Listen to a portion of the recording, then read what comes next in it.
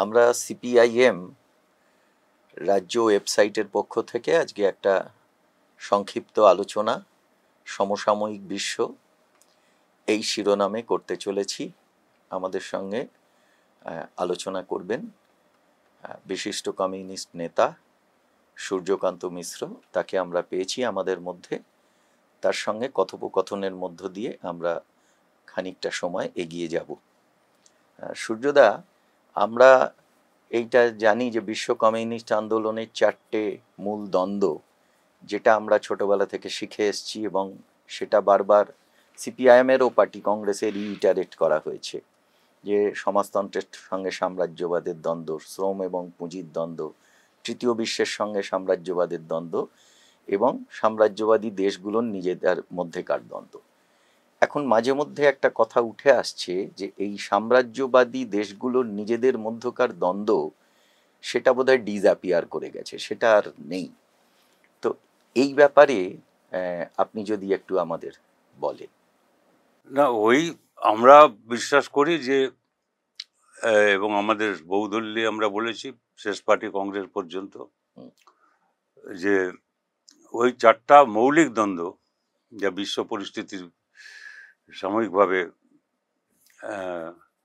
সামগ্রিকভাবে যদি এই বিশ্বের দ্বন্দ্বগুলোর আলোচনায় যেতে হয়, তাহলে মৌলিক দ্বন্দ্ব রয়েছে, ফান্ডামেন্টাল কন্ট্রাডিকশন আমরা যাকে বলি। মৌলিক দ্বন্দ্বগুলোর মানে হচ্ছে যে একটা আরেকটার সঙ্গে যে দ্বন্দ্ব, সেই দ্বন্দ্ব সমাধান না করে সেই দ্বন্দ্ব অতিক্রম করা যায় না। ঠিক। আরেকটা আছে তার মধ্যে যে দ্বন্দ্বের কেন্দ্রবিন্দু বলা হয়, যাকে ফোকাল, ওই কথাটা ব্যবহার করা হয়, সেটা হচ্ছে 4টা দ্বন্দ্ব সবসময় একই রকম ভাবে তীব্র হয় না। ঠিক। কোনোটা একটু তীব্র হয়, কোনোটা একটু স্তিমিত থাকে, মিউটেড যাকে বলে। সেটা হয় পরিস্থিতি অনুযায়ী, তখন ঠিক করতে হয় যে কোনটা সবচেয়ে গুরুত্বপূর্ণ এখন। ঠিক। যাই হোক, আমরা মনে করি যে এই 4টা দ্বন্দ্বের মধ্যে সাম্রাজ্যবাদ ও সমাজতন্ত্রের মধ্যে যে দ্বন্দ্ব, এইটা হচ্ছে ফোকাল পয়েন্ট, মৌলিক। কারণ এই দ্বন্দ্ব তীব্র হলে বাকিগুলো সব তীব্র হবে। ঠিক।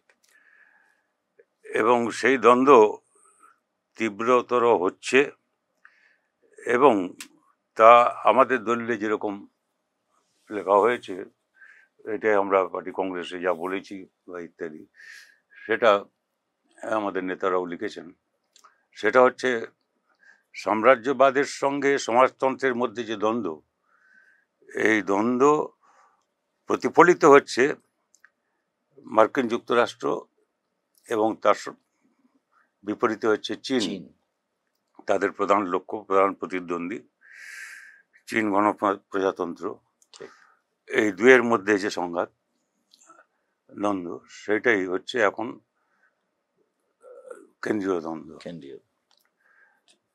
এছাড়া রয়েছে, ওটা ঠিকই যে আন্তঃসাম্রাজ্যবাদী দ্বন্দ্ব, যেটা বলা হয় সাম্রাজ্যবাদী শিবিরের মধ্যে, যেটা তুমি বললে সেটা ঠিকই, যে এটা ওইসব নানা রকম কথা এসছে। কেউ হাইপার ইম্পেরিয়ালিজম, কেউ ওইসব শব্দ ব্যবহার করেছেন। তারা গবেষণার কাজে করেছেন, তারা রাজনৈতিক ব্যক্তিত্ব হয়তো নয়, কিন্তু যাই হোক। কিংবা কেউ বলেছেন যে এখন আন্তঃসাম্রাজ্যবাদী দ্বন্দ্ব বলে কোনো দ্বন্দ্বই নেই। এগুলো ঠিক নয়। আমি যা বললাম সেটা হচ্ছে যে কখনো কোনো দ্বন্দ্ব তীব্র হয়, কখনো স্তিমিত হয়। সেটা তো তার উপরে নির্ভর করে কোনটা একদম সামনে চলে আসে, সেটাকে আমরা বলি যে কেন্দ্রবিন্দু, এটা ফোকাল পয়েন্ট অফ কন্ট্রাডিকশন। ফলে সেইটা স্তিমিত যত ছিল, আমি বলতে পারবো না যে পার্টি কংগ্রেসের পরে, বিশেষ করে গত 1 মাস এই সময়কালে যে ঘটনা ঘটেছে, তা সেই রকম স্তিমিত আছে। অর্থাৎ দ্বন্দ্বটা মাঝে মাঝে প্রকাশিত হচ্ছে। কখন হয়তো আমি বলবো না যে অত তীব্র হয়ে গেছে যে সামনাসামনি এসে গেছে, কিন্তু এটা বাড়ছে। আর ওটা তো রয়েইছে, ওটা সারা যেটা অর্থাৎ উন্নয়নশীল দেশগুলোর সঙ্গে সাম্রাজ্যবাদের যে দ্বন্দ্ব, ঠিক নয়া উপনিবেশবাদী ব্যবস্থা। কিন্তু এখন নয়া উপনিবেশবাদ কথাটা এই প্যালেস্টাইন প্রসঙ্গে আসে না, ঠিক এটা পুরনো উপনিবেশ। হ্যাঁ এটা পুরো একটা যদি কোনো উপনিবেশ এখন পৃথিবীতে থাকে হুম, তার নাম প্যালেস্টাইন। একদম সুতরাং ওটাকে নয়া উপনিবেশবাদী শোষণ শাসন বলা যায় না, এটা উপনিবেশিক পুরো চরিত্রের, পুরনো, প্রাচীন, আদিম। আর বাকি এটা সারা বিশ্ব জুড়ে এটা খুব গুরুত্বপূর্ণ, সেটা হচ্ছে পুঁজির সঙ্গে শ্রমের দ্বন্দ্ব। ঠিক সেটা সারা দেশে সারা দুনিয়া জুড়ে আছে পুঁজিবাদের যুগে। এটা পুঁজিবাদী ব্যবস্থার অবসান ছাড়া এই দ্বন্দ্বের সমাধান অসম্ভব। হবে। সুতরাং এই চারটা দ্বন্দ্ব এখনো আছে, এটাই হচ্ছে মূল বিষয়, যা বোঝাপড়া। আমি ঠিক এই ঠিক। বিষয়ে আমি আজ যেতে চাচ্ছি না এখানে। আপনার আলোচনা প্রসঙ্গেই এসে গেল, এবং আজকে একটা বাস্তব যে এই মুহূর্তে মানে দুটো যুদ্ধ আমরা দেখছি। একটা হচ্ছে ইসরায়েল এবং প্যালেস্তাইনের যুদ্ধ, যদিও এটাকে যুদ্ধ বলা যায় না, একপেশেভাবে প্যালেস্তাইনকে নির্মমভাবে আঘাত করা হচ্ছে, নারী শিশু তাদেরকে নির্মমভাবে হত্যা করা হচ্ছে। আর আরেকটা আমরা রাশিয়া ইউক্রেনের যুদ্ধ দেখলাম। তো এই যে ইসরায়েলের প্যালেস্তাইনের উপরে এই নির্মম হানা, যেটা আপনি এক্ষুনি প্যালেস্তাইনের প্রসঙ্গ উল্লেখ করলেন, এই ব্যাপারে এটা আমাদের কিভাবে দেখা উচিত? না, এটা আমাদের অবস্থান, এবং বলা যায় স্বাধীনতার পরে যে সরকার আমাদের দেশে এসছে 47 সালের 15ই আগস্টের পর, তাদের যে অতীত অবস্থান সেটা একরকম ছিল। ঠিক দুর্ভাগ্যবশত যেটা এখন নেই, এই মোদির আমলে নেই এখন। আহ, সেটা আমরা প্যালেস্তাইনের প্রতি সংহতি সবসময় জানিয়ে এসেছি। ঠিক আমাদের কোনো প্রধানমন্ত্রী আহ, প্যালেস্টাইন সফর না করে ইসরায়েলে যাননি। ইসরায়েলে জানিনি কেউ, কিন্তু একজন আছেন যিনি হয়তো, কিন্তু আগে প্যালেস্টাইন গেছেন তারপরে ঠিক ইসরায়েল। আর ইনি তো ইসরায়েলের এখন যিনি আছেন হুম, তিনি পক্ষের লোক পুরোপুরি, এটা একদমই স্পষ্ট। এটা দুর্ভাগ্য আমাদের। ঠিক এমনকি অটল বিহারী বাজপেয়ী যখন মন্ত্রী ছিলেন, আমি আগেকার কথা বলছি, মানে প্রধানমন্ত্রী হওয়ার হুম, আগেও, তখনও তিনি প্যালেস্টাইনের পক্ষেই বলতেন। ঠিক কাজে ওটা একটা বড় পরিবর্তন হয়েছে। কিন্তু প্যালেস্টাইনের ব্যাপারটা হচ্ছে যে, এটা আমি যেটা বললাম যে আহ, কার্যত একটা কলোনি, স্বাধীন সার্বভৌম রাষ্ট্র নেই তো সেটা। ঠিক ঠিক এটা আমরা যেটা বলি যে প্যালেস্টাইনের স্বাধীনতা মানে কি, স্বাধীনতা নেই, তাই Exactly. স্বাধীন প্যালেস্টাইন রাষ্ট্র ছিল না বা নেই এখন এই আধুনিক যুগের বিচারে। সেই জন্য এটাকে উপনিবেশ, এটা যেটা হচ্ছে প্যালেস্টাইনের উপরে, সেটা হচ্ছে উপনিবেশিক কায়দায় শোষণ। এটা নয় উপনিবেশবাদ থেকে অন্যান্য দেশে যা হচ্ছে উন্নয়নশীল দেশগুলোর মধ্যে, তার থেকে একটু ভিন্ন। দ্বিতীয়ত কথা হচ্ছে যে এ নিয়ে যতগুলো চুক্তি, যত আলোচনা যা হয়েছে, হুম, বিশদ ইতিহাসে এখানে যাওয়া খুব মুশকিল। কিন্তু আহ, প্রথম বিশ্বযুদ্ধের পরে, তারপর দ্বিতীয় বিশ্বযুদ্ধ, এই সময়কালে অনেক পরিবর্তন হয়েছে। কিন্তু সেই সময়কালে যতগুলো আন্তর্জাতিক স্তরে আলোচনা, বোঝাপড়া, চুক্তি হয়েছে, হুম, তা একতরফাভাবে ইসরায়েল লঙ্ঘন করেছে, ঠিক এবং সেটার পিছনে সাম্রাজ্যবাদী শক্তিগুলোর মদত মদত ছিল, তা না হলে তারা তা করতে পারতো না। ঠিক আমরা মনে করি যে ওটা ঠিকই যে শেষমেশ আসলো, কিন্তু আমরা যে দাবি করি, এই সেদিনও আমাদের এই এখানে সর্বভারতীয় স্তরে 5টা পার্টি, হুম, বামপন্থীরা, কমিউনিস্টরা, সোশ্যালিস্ট, ফরওয়ার্ড ব্লক ইত্যাদি সব কিছু নিয়ে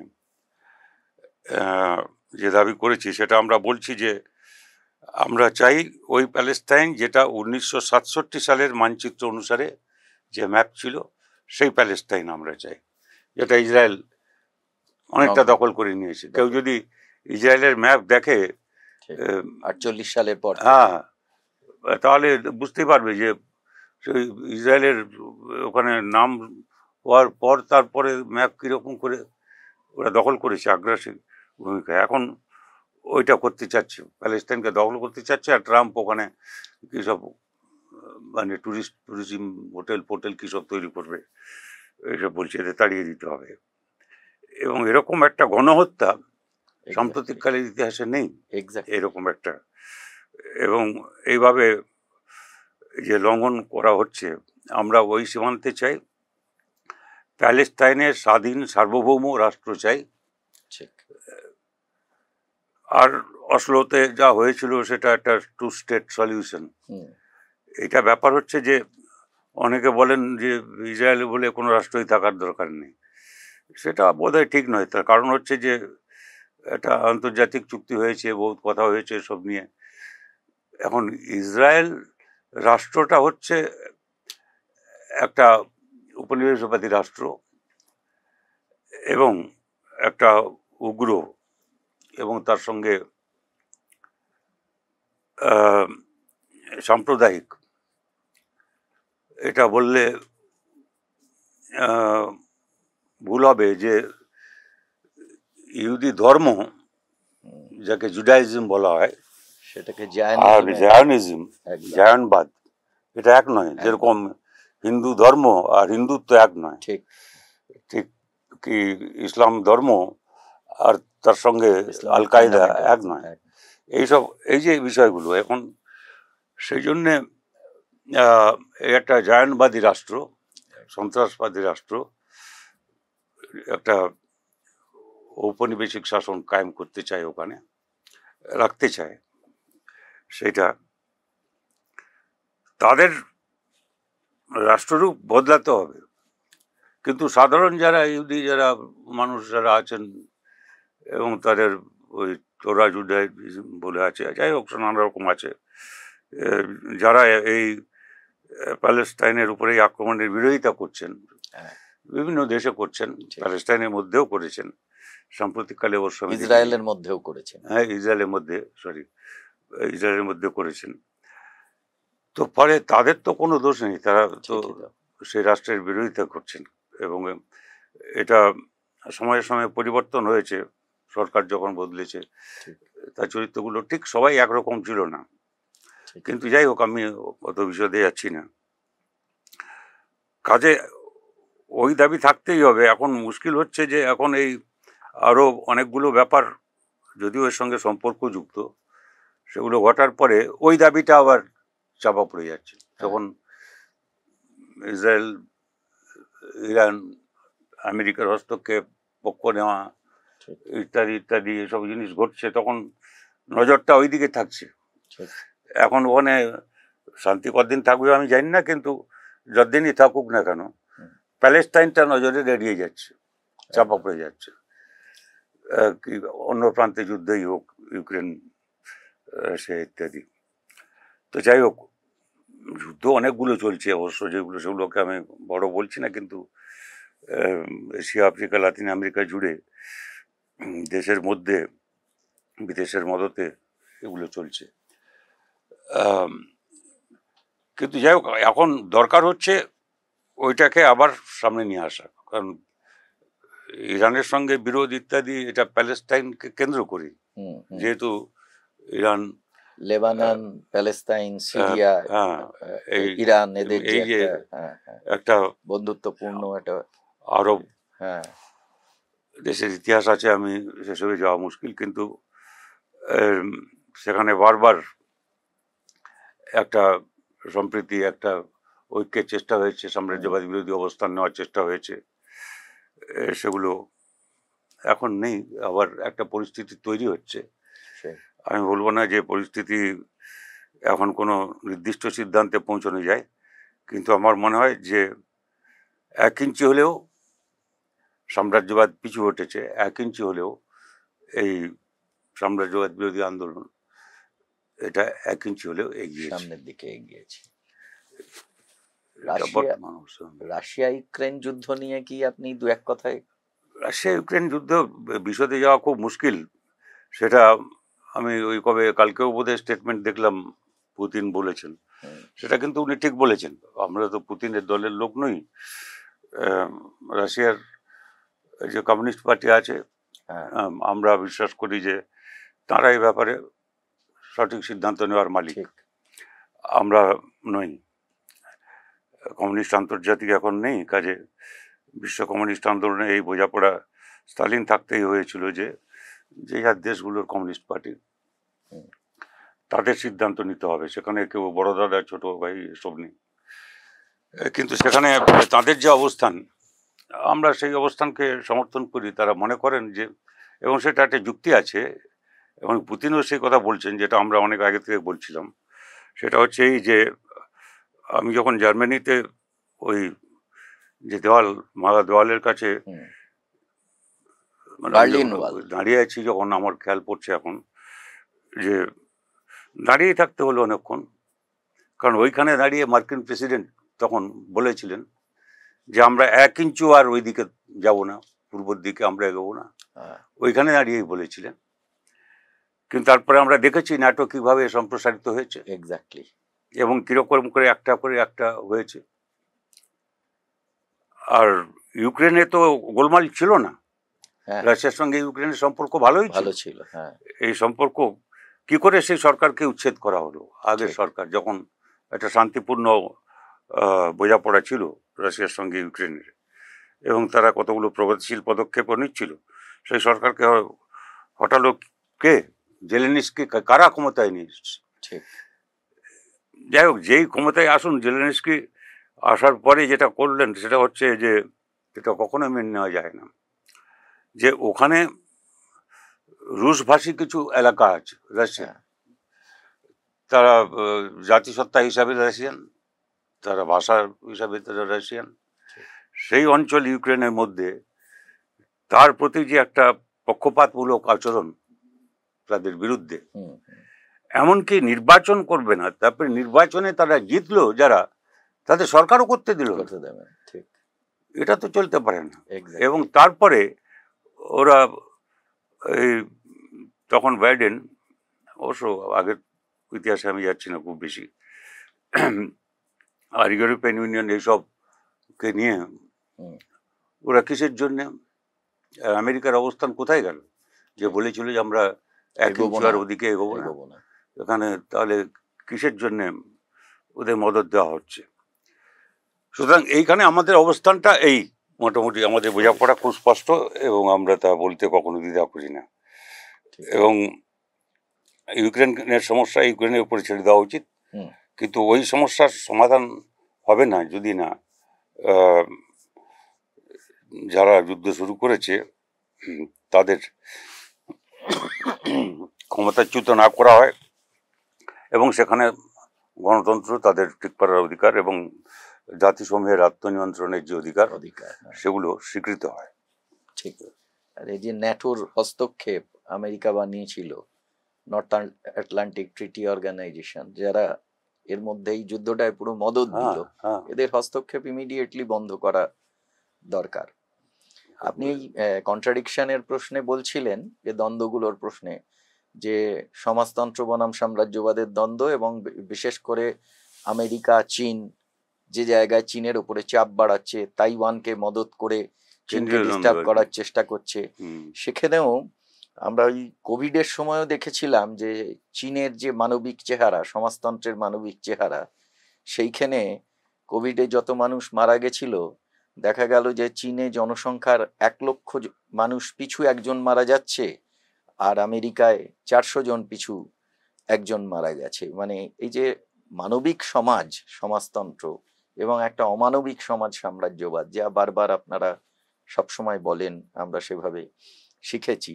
এক্ষেত্রেও একটা দেখা যাচ্ছে যে চীন যখন বেল্ট অ্যান্ড রোড ইনিশিয়েটিভ নিয়ে সে মহাদেশগুলোকে জোড়ার চেষ্টা করছে উন্নয়নের জন্য, অগ্রগতির জন্য, এবং তাতে প্রায় বিশ্বের 150খানা দেশ তার সঙ্গে সামিল হচ্ছে, সেইখানে আমেরিকা অন্য দেশগুলোর সঙ্গে কোয়াড চতুর্ভুজ বানিয়ে সে অন্য দেশকে আক্রমণের পন্থা গ্রহণ করছে, মানে একটা ডিস্ট্রাকটিভ আর একটা কনস্ট্রাকটিভ। এই ব্যাপারটা নিয়ে যদি একটু আপনি আমাদের আলোকিত করেন। এখন প্রথম কথা হচ্ছে যে আমি যেটা বললাম যে যখন কমিউনিস্ট আন্তর্জাতিক উঠে গেল, তারপরে এই কমিউনিস্ট পার্টিগুলো এবং বিশেষ করে সমাজতান্ত্রিক দেশগুলোর মধ্যে বোঝাপড়ার ব্যাপার একটা কতগুলো সমস্যা এসে হাজির হলো।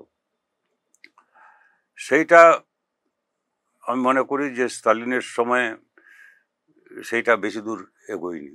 ঠিক।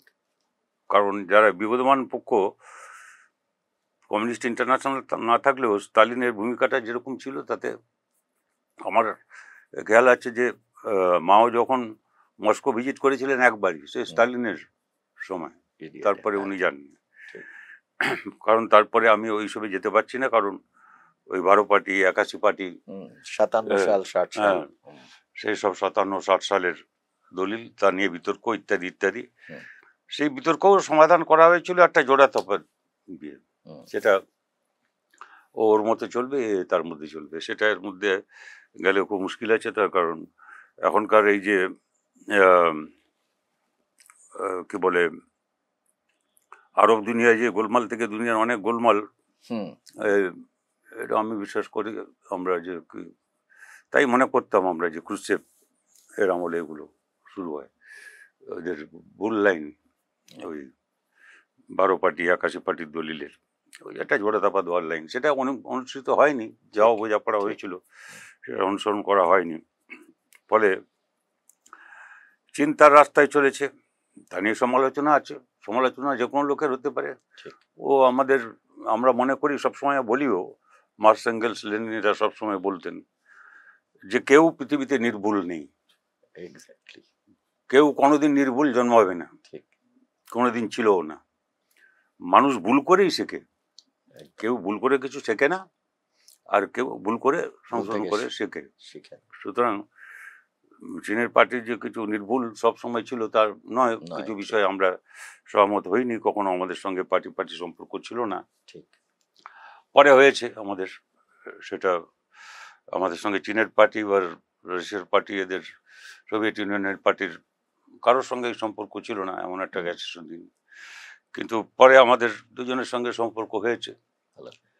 কিন্তু এখন চীন যেখানে আছে, আমি মনে করি যে এটা হচ্ছে চীনের সমাজতন্ত্র জন্য লড়াইতে সবচেয়ে এগিয়ে আছে বিশ্বের সমাজতান্ত্রিক শক্তিগুলোর মধ্যে। এবং সেই জন্য আমরা বলেছি যে চীনের সঙ্গে আমেরিকা সাম্রাজ্যবাদের যে দ্বন্দ্ব, এবং এটাও বুঝতে হবে যে চীন কখনো নিজেকে সমাজতান্ত্রিক দেশ বলেও এখন দাবি করে না। কেউ কেউ এসব বলেন, লেখেনও, আমি কোথায় দেখেছি আমার খেয়াল পড়ছে না এখন। সেটা হচ্ছে যে চীনে সমাজতন্ত্র আছে কি নেই সেটা এখন গবেষণার বিষয়বস্তু। তো যাই হোক, আমি মনে করি না যে ওসব ঠিক কথা, কারণ চীন তো সমাজতন্ত্র বলে নিজেকে দাবি করে না। চীন গণপ্রজাতন্ত্র, পিপুলস রিপাবলিক অফ চায়না।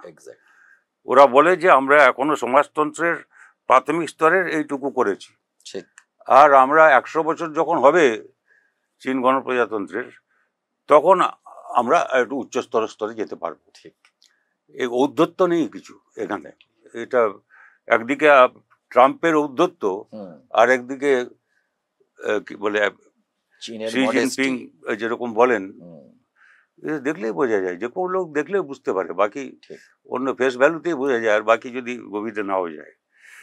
তারপরে কথা হচ্ছে কি যে কতগুলো ব্যাপারে তাদের সত্যিই তো এটা দেখলে খুব আশ্চর্য হতে হয়। আমি তো জানি এসব লোক যারা চীনে কাজ করে এখন, এবং তারা যখন আসে এখানে, আমি জিজ্ঞেস করি যে কেমন আছো কি, তারা যেসব বলে আমি তো খুব আশ্চর্য হয়ে যাই, মানে এটা চীনে হতে পারে।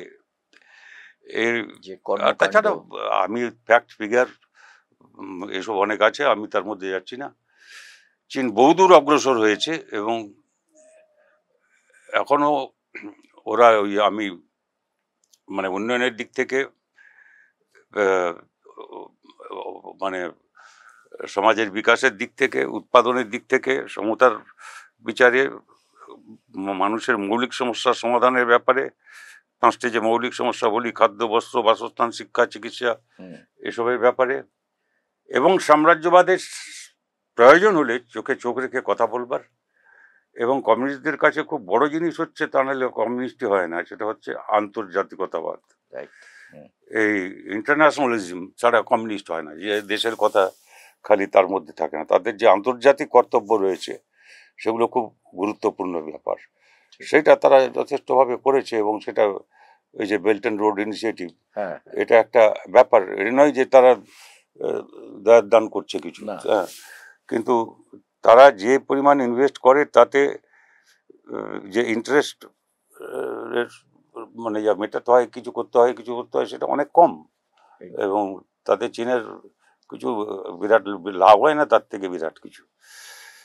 যাই হোক, আমি সেসবে যাচ্ছি না, কিন্তু এটা একটা বড় ব্যাপার।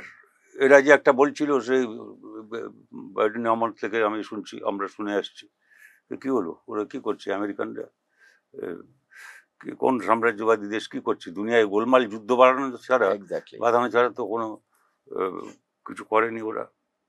এরা সম্প্রীতির জন্য চেষ্টা করছে। সেদিনও আমি দেখলাম যে চীনের রাষ্ট্রপতি গেছেন সেন্ট্রাল এশিয়ার 5টা দেশকে মিট করার জন্য, এবং সেটা ভালো এগোচ্ছে, যা চেষ্টা করছে তারা। তো সেইটাই হচ্ছে আমার মনে হয় যে এখন একটা সময় যখন সাম্রাজ্যবাদকে মোকাবিলা করার একটা শক্তি আছে। ঠিক। একটা কথা বলছি যে এই যে সাম্রাজ্যবাদের তরফ থেকে, বিশেষ করে মার্কিন সাম্রাজ্যবাদ, তারা মধ্যপ্রাচ্যে সেখানে ডিস্টারবেন্স ক্রিয়েট করছে, আফ্রিকার দেশগুলো করছে, লাতিন আমেরিকাতে করছে, এশিয়ার বিভিন্ন জায়গায় তো করছেই। সেখানে আবার লাতিন আমেরিকাতে আমরা দেখলাম যে ধরুন এই মুহূর্তে বামপন্থা যদি গোটা 6 দেশে তারা খানিকটা শক্তি বৃদ্ধি করে থাকে, তাহলে এই যে কলম্বিয়া, ব্রাজিল, উরুগুয়ে, এইসব দেশগুলোতে তারা বাড়িয়েছে। ভেনেজুয়েলা, সর্বশেষ ভেনেজুয়েলা, ওদিকে শ্রীলঙ্কা আছে, সেটা এশিয়ান কান্ট্রি, মেক্সিকো, এগুলোতে বাড়িয়েছে। আবার আর্জেন্টিনাতে অতি দক্ষিণপন্থীরা তারা ক্ষমতায় চলে এসছে। তো এই যে একদিকে বামপন্থার শক্তি বাড়ছে, আর্জেন্টিনা তো পাগল, আমি জানি না, আমাকে ভাষাটা ব্যবহার করতে হচ্ছে, ম্যাট ছাড়া কি এরকম কথা বলে না, ওই যে রাস্তাও নিয়েছে, সেটা বোঝা যাবে। সেই আর এই যে সাম্রাজ্যবাদীদের যে হস্তক্ষেপ, প্রায় প্রতিটি মহাদেশে তারা যেভাবে হস্তক্ষেপ করছে, সেক্ষেত্রে আবার বামপন্থার লড়াই কোথাও কোথাও বাড়ছে। যদিও বামপন্থার লড়াই গোটা বিশ্বজুড়ে যে খুব তাৎপর্যপূর্ণভাবে বাড়ছে তা নয়, কিন্তু যেভাবে অতি দক্ষিণ পন্থা এবং তার সঙ্গে সঙ্গে নিও ফ্যাসিবাদ ইউরোপের বেশ কিছু জায়গায় দেখা যাচ্ছে, অন্যান্য জায়গায় যে দেখা যাচ্ছে, এবং এগুলোর হাত ধরে কিন্তু বৈষম্য, দারিদ্র্য, অপুষ্টি, বেকারত্ব, সব ক্রাইসিসগুলো বাড়ছে।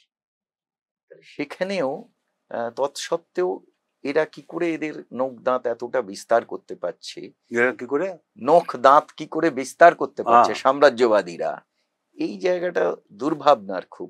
সেক্ষেত্রে আপনি কি বলেন? সাম্রাজ্যবাদ, পুঁজিবাদ ও আগের যুগে নেই, এটা আন্তর্জাতিক লগ্নি পুঁজির চরিত্রই বদলে গেছে। হ্যাঁ, যেটাকে ক্রনিক ক্যাপিটাল বলা হয়, লুটেরা পুঁজি, এটা এখন প্রাধান্য বিস্তার করেছে। এবং অস্ত্র শস্ত্র এইসবে বেশি। আমেরিকান অর্থনীতি চলে কি করে? যদি অস্ত্র তৈরি বন্ধ হয়ে যায় তাহলে তো আমেরিকান ইকোনমি কি কোনো এইসব দেশ যারা করে তারা চলবে না, তাদের পক্ষে মুশকিল। ওদের কর্মসংস্থান হয়েছে, বিডেন এরকম করে জিতেছিলেন, তারপরে চীনের সঙ্গে সম্পর্ক গোলমাল হয় ওর সময় থেকে। যাই হোক, আমি অত খুঁটিনাটি ব্যাপারে যাচ্ছি না, কিন্তু কথা হচ্ছে এই যে এটা আমি বললাম যেটা শুরুতে, সেটা হচ্ছে যেটা যে ওই যে একটা আন্তর্জাতিক কেন্দ্র থেকে একরকম বোঝাপড়ায় সব কমিউনিস্ট পার্টি চলে না, পৃথিবীর দেশের ভিন্নতা আছে। লাতিন আমেরিকার একটা বৈশিষ্ট্য হচ্ছে যে তাদের নিজস্বতা আছে কিছু, এটা অনেকে ভুলে যায় যে ওখানে কি বলে সিমন বলিভার থেকে শুরু করে হোসে মার্তি, তাদের একটা বিরাট কন্ট্রিবিউশন ছিল। সিমন বলিভার হোসে 200 মার্তি বছরের বেশি আগে। এক লাইনে উনি বলেছিলেন, কি বলে, যে the best way of saying is doing, মানে সবচেয়ে ভালো বলা হচ্ছে করে দেখানো। এটা আমরা মার্কস পড়েছি সবাই, আমরা জানিও, ঠিক। ওটা আমরা একটু বড় করে বলি, হুম। যেটা একই কথা, সেটা যে দি মানে কি বলে, এই আমাদের এখানে অডিটোরিয়ামে লেখা আছে, Philosophers have so far interpreted the world in various ways. Question is The point, change. how change. The point সেটা is একটু লম্বা সেন্টেন্সকে উনি ছোট করে বলেছেন। হ্যাঁ, এটা হ্যাঁ, হ্যাঁ। উনি তো আর মার্ক্সবাদী ছিলেন না, কিন্তু মার্কস এঙ্গেলসের সময় থেকে ওখানে উনি মেয়ে জামাইকে পাঠিয়েছেন ল্যাটিন আমেরিকায়, যখন হুম, এই যে গোলমালের পর, যাই হোক, প্যারি কমিউন পড়ে যাওয়ার পর যে গোলমাল হলো, হুম, শেষ হয়ে ইতিহাসে যাওয়া খুব মুশকিল, কিন্তু সেখানকার নিজস্ব বৈশিষ্ট্য ছিলই। exactly. ট্রটস্কি তো ওখানে গিয়ে ইয়েতে নির্বাসনে ওইখানে গেছিলেন, হুম, ওই হুম। মেক্সিকো। আমাদের কি বলে, এই যে ভারতীয় বিপ্লবীরা হুম, মেক্সিকোতে মেক্সিকোতে, হ্যাঁ, গেছেন, এমএন রায়রা, এইসব। হ্যাঁ। তো যাই হোক, এখন আমি সেসবে যাচ্ছি না, কিন্তু কথা হচ্ছে যে তাদের নিজস্ব বৈশিষ্ট্য আছে, যেটা কিউবার বিপ্লবে হয়েছে। Exactly. তখন কিউবার কমিউনিস্ট পার্টি ছিল নাকি? কিউবার কমিউনিস্ট পার্টি যারা, তারা সরকারের ল্যাস ধরেছিল, ঠিক। আর এই ফিদেল কাস্ত্রো হচ্ছে এদের ইত্যাদি ইত্যাদি, তারা হুম। মিলে যেটা করলেন চে গেভারা, পরে, ক্যামিলো সিয়ানফ্রেদো। হ্যাঁ, তাদের নতুন করে পার্টি তৈরি করতে হয়েছিল, সে একদম। অনেক পরে। সুতরাং পথ একটাই সারা দুনিয়ার সব দেশের জন্য, প্রেসক্রিপশন এরকম তা হয় নয়। না। তাদের নিজস্ব বৈশিষ্ট্য আছে। এই যে বলিভারিয়ান একটা হ্যাঁ, আইডিয়া হ্যাঁ, বলা হয়, রাস্তা, ঠিক। সাইমন বলিভার যখন উনি তো করেছিলেন, উনি তো মুক্ত করেছিলেন হ্যাঁ। পরিবেশবাদ থেকে। এক্স্যাক্টলি, ওই আমরা তখন এসব ভাবতে পারতাম না। ঠিক। এশিয়া আফ্রিকার কতগুলো দেশে এসব ভাবতে পারতো, ল্যাটিন 200 আমেরিকাতে। বছর আগে, প্রায় মানে তবে 200 বছর। ওই সময় হুম, বলিভারিয়ান রিপাবলিক ইত্যাদি, তারপরে সেই ধারণা, তাদের নিজস্ব বৈশিষ্ট্য, এই যে ঠিক। যাই হোক, আমি বলছি যে সেগুলো একটা অনেক জিনিস যা আমাদের শিখতে হবে, কিন্তু ওখানকার জিনিস এখানে প্রয়োগ, ওখানকার জিনিস এইসব সম্ভব না। চললে হবে না। কিন্তু হচ্ছে, উত্থান হচ্ছে এবং এগোচ্ছে এই লড়াই, এটা হচ্ছে বাস্তবতা। ব্রাজিলে কে ভেবেছিল যে ওই যে ট্রাম্পের জামাই, ওর নাম কি আমি ভুলে যাই আজকাল, যাই হোক, ওর জামাইয়ের নাম মনে রাখা তো আমার কাজ নয়, কিন্তু বোলসোনারোর কথা এই যে বলছি। উপরে সারা দুনিয়া জুড়ে এই যে অল্ট রাইট মুভমেন্টের যে নেতৃত্ব দিচ্ছিল, আচ্ছা, আচ্ছা। ও ওইখানে মিটিংয়ে, ওই ওদের ইলেকশনের সময় ছিল, লাস্ট ইলেকশনে, আচ্ছা। ওইখানে তাও এড়ে বসেছিল, ওই লুলাকে যাতে হ্যাঁ, আটকানো যায়। ইলেক্টেড না হতে পারে। হ্যাঁ, বোলসোনারোকে যাতে। এখন যাই হোক, পরে পারেনি। হুম, আর আমরা জানি যে তার আগের রেজিম কিরকম চলেছিল, একটা ফ্যাসিবাদী শক্তি, না ফ্যাসিবাদ বা যাই নামই হোক, যেভাবেই বলুক, তার বিরুদ্ধে বলে আছে ওরা, ভেনেজুয়েলাও তাই। যাই হোক, যেখানে আছে চলছে, লড়াই জারি আছে। এটা অবশ্য সারা বিশ্বের সব জায়গার জন্য সমান তা বলা যায় না, ল্যাটিন আমেরিকার জন্য না, আফ্রিকা, এশিয়া, তাদের জন্যও না। ঠিক। আফ্রিকাতে যেরকম, এই যে আফ্রিকাকে যদি 3 ভাগে ভাগ করা যায়, ভাগ করা তো ওরকম মুশকিল। Sub Saharan. আফ্রিকার মানচিত্র দেখলেই বোঝা যায় এটা কিরকম কলোনিয়াল, হ্যাঁ, একদম টুকরো টুকরো, অক্ষাংশ দ্রাঘিমা, একদম ল্যাটিটিউড লঙ্গিটিউড ধরে স্কেল পেন্সিল দিয়ে। সব ভাগ করেছে এটাকে, এটা কলোনিয়াল পাওয়ার গুলো হুম, এবং ঔপনিবেশিক দেশগুলো, যেটা ফ্র্যাঙ্কোফোন আফ্রিকা, মানে ফরাসিদের দখলে ছিল হুম, প্রথমে যুদ্ধের পরে, আবার দ্বিতীয় যুদ্ধে মুসলিমকে হটানোর পরে, সব যাই হোক, সেটা এখন এই যে ইব্রাহিম ট্রাওরে, বার্কিনা ফাসো থেকে আরম্ভ করে ওই যে দেশগুলো এখন একত্রিত হচ্ছে, একদম। ওদের ফ্রেঞ্চ কারেন্সি ওরা মানছে না, আমাদের হ্যাঁ, কারেন্সি, আমরা আমাদের সম্পদ খনি আমাদের, আমরা চালাবো, ইত্যাদি ইত্যাদি। আবার বিভাজনের চেষ্টাও আছে, এগুলো গৃহযুদ্ধ বাঁধাচ্ছে। ঠিক। এটা এই যে কঙ্গোর পূর্ব দিকটা খুব মিনারেল রিসোর্স বেশি, হ্যাঁ, হ্যাঁ, এবং সেটা কঙ্গোতে যেহেতু দুটো লড়াই করছে, তখন পূর্ব দিকটা যে দখলে রেখেছে, তারা ওখানে পাশের পূর্ব দিক পেরিয়ে পাশের যে দেশ, যাই হোক, সেখানে ওই সোনাপোনা এসব পাচার করছিল। যাই হোক, এখন বোধহয় আমার মনে করছে পরশুর দিনই হবে মনে হচ্ছে, যতদূর ঠিক, যে ট্রাম্প ওদের দুপক্ষকে বসিয়েছিলেন। হ্যাঁ, বসিয়ে ওরা কঙ্গোরটা দেশের থেকে ও দেশে করতো, শেষমেশ আমেরিকা ও বলেছে তোমাদের দেশ ও দেশ করতে হবে না, আমাকে দিও। আমাকে মোটামুটি তো তাই। ঠিক। আমি পরশু দিনের কথা বলছি, ওদের যতদূর আমার খেয়াল পড়ছি। হুম, তো কাজে এসব আছে, কিন্তু ঐতিহ্যও আছে। আবার দক্ষিণে কি বলে, দক্ষিণ আফ্রিকা, তাদের স্বাধীনতা সংগ্রাম, মুক্তি সংগ্রাম, হুম, হুম, এবং এই যে কমিউনিস্ট পার্টি সঙ্গে, তারপরে ট্রেড ইউনিয়নগুলোর সঙ্গে কোসাটু এই যে তৈরি হয়েছিল একটা যুক্তফ্রন্ট, তাদের বিরাট একটা ঐতিহ্য ছিল। আর তারপরেও তাদের লড়তে হয়েছে, জীবন দিতে হয়েছে। নেলসন ম্যান্ডেলাদের একটা বড় অবদান। তো কাজে অর্থাৎ নানা দিক থেকে এখন এই একটা ঐক্যের চেষ্টা হচ্ছে, যেটা বিভাজনের রাজনীতির বিরুদ্ধে একটা ঐক্যের চেষ্টা। এখনকার যে প্যাট্রিস লুমুম্বা বলে যে ভদ্রলোক আছেন, উনি তো অনেক বক্তৃতা করছেন ইউনিটির জন্য।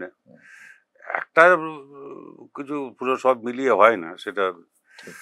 আগেও যেরকম আমি লাতিন আমেরিকার বেলায় যখন বললাম যে বলিভার যা ভেবেছিলেন, উনি তো একটা করতে চেয়েছিলেন, সেটা যাই হোক, সেটা বড় ভাবনা একটা, কিন্তু সেসব হবে না। কিন্তু এইসব দেশগুলো নিজেদের মধ্যে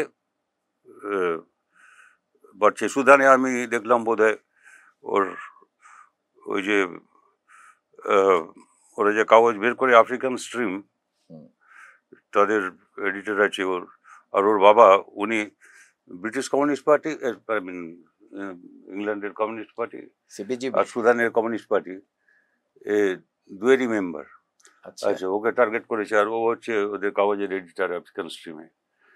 এখন তাকে ও ছেলে বলেছিল যে তুমি চলে যাও এখানে, সে ওরা যেতে দেবে না, কি সব ঝামেলা করছিল। যাই হোক, ও কোথায়, এ তো ব্রিটিশ সিটিজেন, সেহেতু ম্যানেজ করে বলছে। ও বাবা বলেছে আমি যাবো না, আমি লড়বো, এখানে থাকবো।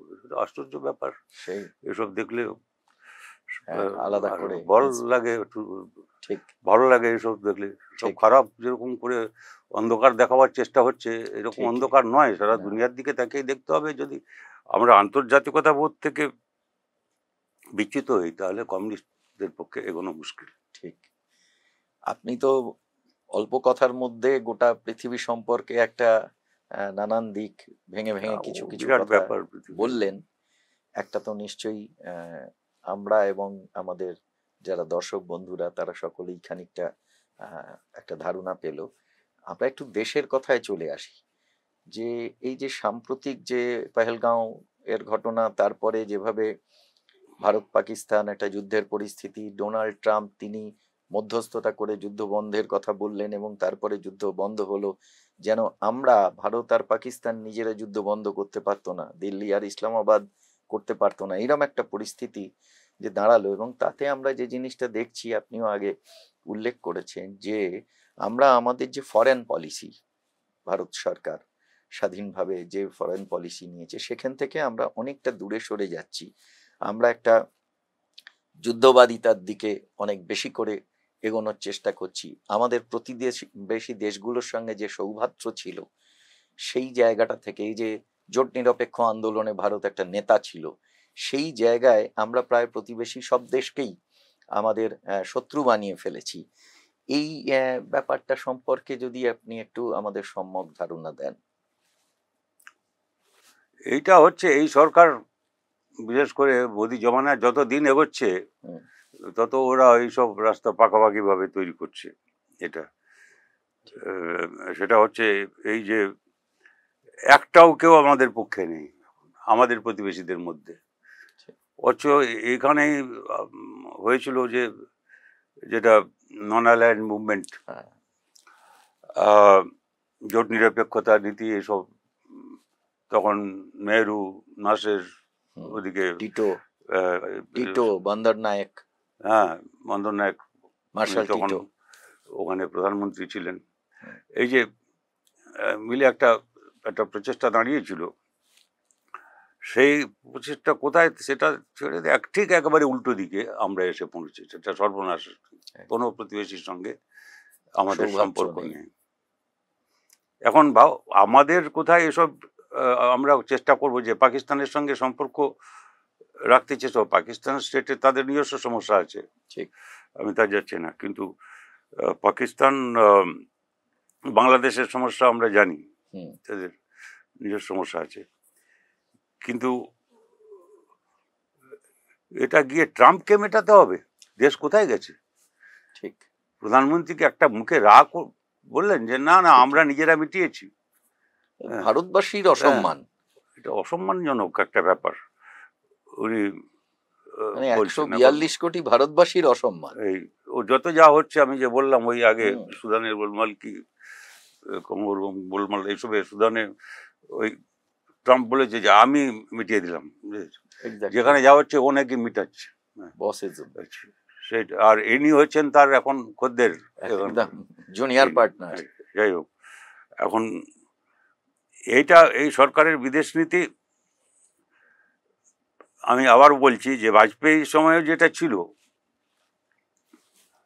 মানে সেই জনতা সরকারের সময় যেটা ছিল, তার সঙ্গে কোনো সম্পর্ক নেই।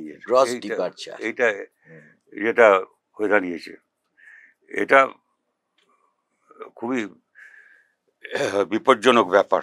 এবং সব প্রতিবেশীরা যদি আমাদের বিরুদ্ধে থাকে, এবং চীন, আমি দেখলাম বসে নিয়ে পরশু কালকে, আমার ঠিক খেয়াল পড়ছে না, যে ওরা পাকিস্তানকে বাংলাদেশকে নিয়ে মিটিং করেছে।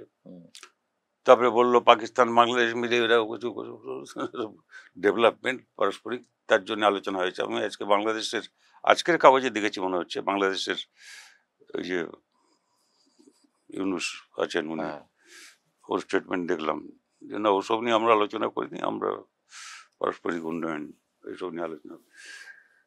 ওদেরকে ওরা মেটাতে পারে, আর আমরা চেষ্টা করতে পারি না?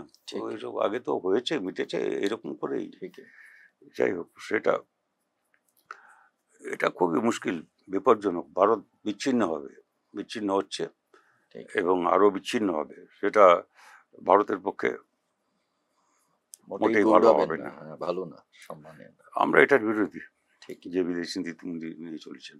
ঠিক, আমি ভেতরের নীতি আর বাইরের নীতির কোনো পার্থক্য হয় না তো, যে ফরেন পলিসি হচ্ছে ইন্টারনাল পলিসির রিফ্লেকশন, এটা ইয়েতে হয়। এবং সেই জন্য উনি সব দিক থেকে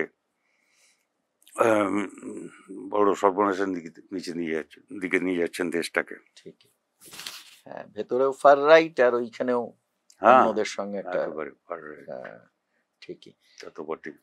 সব শেষে আমরা একটা যে জায়গায় আসতে চাই, যে বিশ্বজুড়ে কমিউনিস্টরা সবসময় সৌভাত্রের পক্ষে, বিশ্ব মানবতা, মনুষ্যত্ব তাকে তুলে ধরার পক্ষে, যেখানে কার্ল মার্কস এবং রবীন্দ্রনাথ এক জায়গায় একটা বিন্দুতে এসে অবস্থান করেন। তো সেইখানে দাঁড়িয়ে যে বিশ্বজুড়ে যুদ্ধ বাঁধানোর চেষ্টা মার্কিন সাম্রাজ্যবাদের নেতৃত্বে বিভিন্ন দেশ করছে, দেশের মধ্যে ছোট ছোট অনেক যুদ্ধ রয়েছে, যে কথাগুলো আপনার কথায় টুকরো টুকরো ভাবে এলো, তাহলে রেস্টোরেশন অফ পিস, বিশ্বজুড়ে একটা শান্তির পরিমণ্ডল তৈরি করবার ক্ষেত্রে আমাদের কোন পন্থা নেওয়া উচিত, এই ব্যাপারে যদি আপনি একটা পোড় খাওয়া কমিউনিস্ট হিসেবে দু চার কথা বলেন। কথা হচ্ছে, আমরা বিশ্বাস করি, এটা বহু জায়গায় আমরা বলেছি, লিখেছি এসব, যে আর যারা মার্কস এঙ্গেলস লেনিন, মার্ক্সবাদ লেনিনবাদে যারা অনুশীলন করেন, তারা লিখেছেন এসব, যে বিশ্বে প্রকৃতিতে এইসবের মধ্যে একটা ছন্দ আছে। আমার ঘড়ি কাঁটা কোথার থেকে কোথায় ঘুরছে, এটাই ঘড়ির ব্যাপার না, এটা পৃথিবীর চারদিকে নিজের দিকে একবার ঘুরে এলো, আহ্নিক গতি, বার্ষিক গতি ইত্যাদি আমি ওসবে যাচ্ছি না। ও অনুযায়ী আমার এই কাঁটাটা চলছে। ঠিক, ওই ছন্দটা পতন হয়নি, ওই ছন্দ চলছে চলছে। চলছে। এখন যেটা এখন সারা বিশ্বের সামনে চ্যালেঞ্জ, ফ্যাসিবাদ, নয়া ফ্যাসিবাদ যে নামে যে অভিহিত বলুক না করা কেন, হোক, যারা হ্যাঁ। দাবি করুক না কেন, কারণ ওদের মধ্যেও তো মুশকিল আছে। যে এই যেরকম কি বলে ইটালির ফ্যাসিজম, এখন তারা একরকম, তারা বলে যে আমরা পুরনো ওই সেই ইয়েতে আছি, কিংবা জার্মানিতে যারা আছে, যাই হোক ওরা সেই প্রাচীন লিপে, যাই হোক। আমি আর অন্য জায়গায় ওই যে আর্জেন্টিনার কথা বললে, আমি বললাম যে লোকটা পাগল কিনা আমার সন্দেহ আছে। সেই এখন সেই নানা রকম আছে এসব, কিন্তু মূল কথা হচ্ছে বিভাজন। এই আরব দুনিয়াটা এরকম হলো কি করে? এই আরব দুনিয়া একটা প্রাচীন সভ্যতা। আমি ওই প্রাচীন যুগে যেতে পারছি না, মধ্যযুগে যেতে পারছি না, এখানে সেসব অবকাশ নেই, কিন্তু একটা প্রাচীন সভ্যতা। আগে গ্রিকো রোমান এম্পায়ার আধিপত্য ছিল, গ্রিক্স, তারপরে রোম ইত্যাদি ইত্যাদি, আলেকজান্ডার, এসব জানি আমরা, ইতিহাসে পড়েছি। তারপরে বাইজেন্টাইন সাম্রাজ্যের পতন এবং অটোমান সাম্রাজ্যের উত্থান, এবং ওইখানে এক জায়গায় ওই রাজধানী এখন যেটা তুর্কি, এবং খ্রিস্টপূর্ব আগেকার মানে জন্মের আগের 300-400 বছর আগে প্রায় আয়োনিয়ান সিভিলাইজেশন, তার আগে মিলেশিয়ান সিভিলাইজেশন, এইসব ভারতের প্রাচীন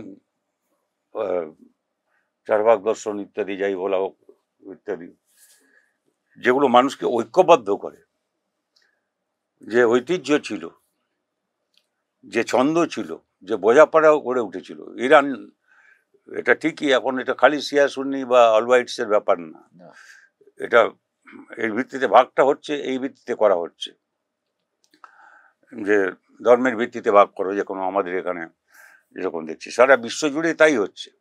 আফ্রিকার বিভিন্ন জাতিগুলোর মধ্যে বাঁধানো হচ্ছে গোলমাল, কি লাতিন আমেরিকা কি যেখানে হোক, সেটা আমি এই যে মায়ানমারে যা হচ্ছে এইসব,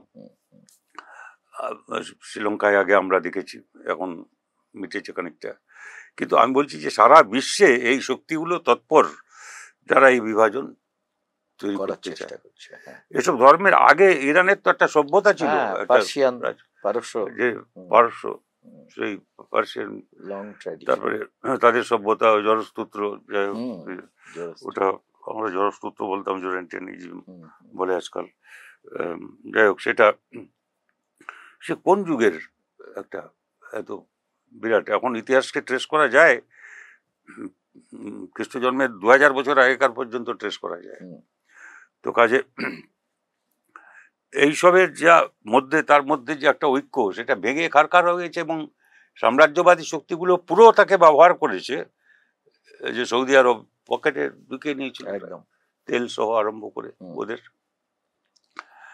সুতরাং এদের পুরনো ঐতিহ্য যা ছিল, সম্প্রীতি, এসব, সে যাতে ওইটা যে হয়েছে, যে আসলে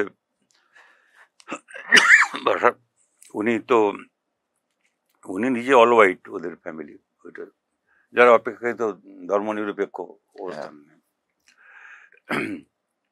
তাদের ত্রুটি দুর্বলতা যা আছে ছিল সেই সব দেশের যারা চালাচ্ছিলেন। কিন্তু এটা কি হচ্ছে এখনো পুরো ওখানে জুড়ে, যাই হোক। আর এইসবও ছিল না, মানে ইতিহাসে খুব পিছনে ফিরে গেলে ওইসব ছিল না তো, এরকম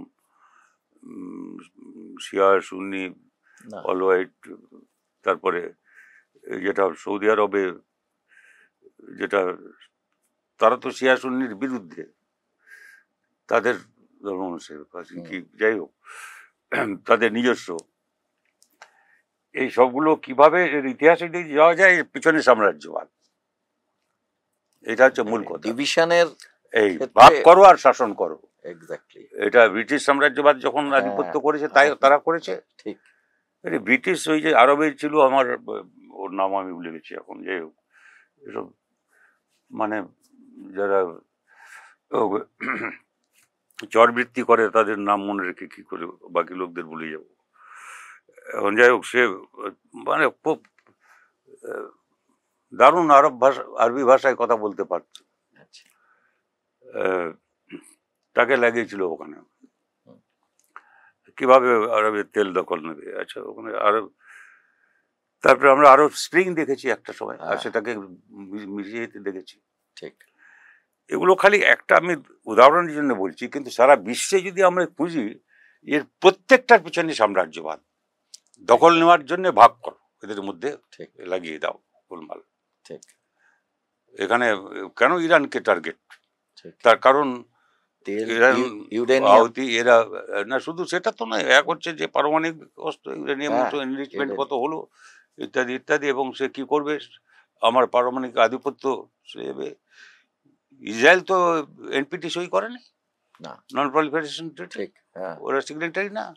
তার বেলায় যত কিছু, আর এর বেলায় হচ্ছে যে আমি ওদের সঙ্গে বসে মিটিয়ে নেব ব্যাপারটা, কিন্তু খালি এটাই যে ওরা যাতে ওদের ইয়ে দিতে হবে যে ওরা শান্তিপূর্ণ ব্যবহার করবে। তুমি শান্তিপূর্ণ ইসরায়েল করছে ঠিকই। এরা যেহেতু ইয়ে কি বলে প্যালেস্টাইনের পক্ষে ছিল, দাঁড়িয়েছিল ইরান কি ওখানে সিরিয়া, লেবানন, এই প্রথম যে হাউতিদের কমান্ডারদের খুন করলো তারা তো সব লেবাননের কমান্ডার। তো প্রথম যারা হাউতি জেনারেল, ইরানে গোলমাল হওয়ার আগের কথা বলছি আমি, তারা লেবাননের হিজবুল্লাহ যাদের বলে, হিজবুল্লাহ মানে হচ্ছে বাংলা করলে দাঁড়াবে আল্লাহর পার্টি। আল্লাহর পার্টি হচ্ছে হিজবুল্লাহ। মানে যাই হোক, আমি বলছি এই যে ওদের টার্গেট করে করছে, যে এই যে এগুলোর পেছনে প্রত্যেকটায় এখন হচ্ছে। কিন্তু আমি বলতে চাচ্ছি এটাই, যে এর মধ্যেই দেখতে হবে, যদি গত 1 মাসও আমি ধরি, একটা অনিশ্চিত পরিস্থিতি, নির্দিষ্টভাবে একটা নির্ধারণে পৌঁছানো যায় না, কিন্তু তার মধ্যে অনেকগুলো আশার আলো জ্বলছে, এবং এটা স্পষ্ট বোঝা যাচ্ছে, এই সময়কাল দিকে বোঝা যাচ্ছে। এবং গত 1 মাসের ঘটনাও যদি আমি ধরি, এটা এগোচ্ছে, ওদের পেছোতে হচ্ছে। কে ভেবেছিল যে ওখানে গিয়ে আমেরিকান বেসে ইরান লাগিয়ে অ্যাটাক করবে, আর ট্রাম্প খালি সব মেটাচ্ছেন বলছেন, কিন্তু মুখ শুকিয়ে গেছে একদম। এটাই বড় ইতিবাচক ভাবে নিতে হবে, বলিষ্ঠ আশাবাদ চাই, এর কোনো বিপরীত ইয়ে নেই। আন্তর্জাতিকতাবাদ, বলিষ্ঠ আশাবাদ, খালি নেগেটিভ খুঁজে না খুঁজে পজিটিভও খুঁজতে হবে, নেগেটিভ থাকলেও দেখতে হবে, পজিটিভ নেগেটিভ ছাড়া তো আর আলো জ্বলে না। ঠিকই। ঠিক আছে, সূর্যদাকে অনেক ধন্যবাদ।